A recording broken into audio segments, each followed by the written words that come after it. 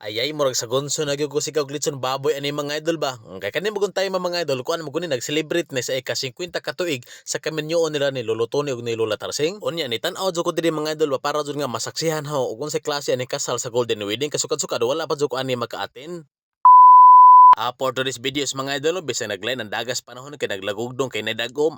Niyari do ko dire mga idol no kay niatin ko dire sa ika-50 ka tuig anniversary sa kaminyoon nila ni Lolo Tony ug ni Lola Tarsing. Unya mao ni ang ilang gitawag mga idol nga Golden Wedding kay kun moabot ko mo og ika-25 ka tuig gikan sa inyong kaminyoon mao po na gitawag nga Silver Wedding pero kani kay dili na ni basta-basta mga idol kay ika-50 daw gini ka tuig mao nang gitawag na siya og Golden Wedding. Unya sa tinud gyud nga pagka-istorya mga idol karon ba gyud ko masukad-sukad maka-attend og kanang Golden Wedding? Unya alang sa dugang kasayuran kaning gikasal dari mga idol balik ka nang igagaw na sa kung lolo balik first cousin ni sila kay ang ilang isika ginikanan igsuon man. Unya sa to nakita na mga idol kana mga nipaso diha nga mga naka golden attire mga anak na nila ni Lolo Tony ug ni Lola Tarsing. Unya kana mga bata diha ilhapon na mga apo.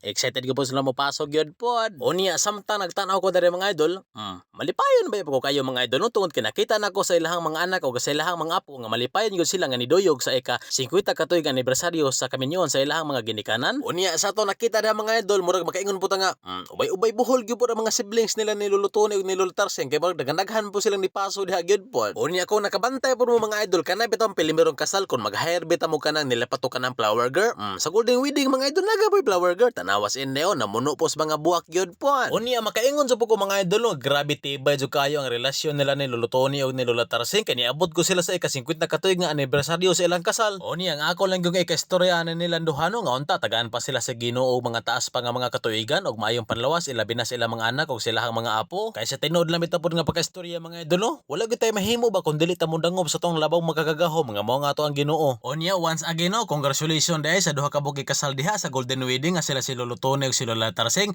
Mabuhay kayo hanggang gusto nyo. Gisuot na gyud po ng sing-sing diha sa kamot gyud pod. Unya pagkahuman nagsuot sa sing-sing mao na gyud ning gipaabot sa tanan.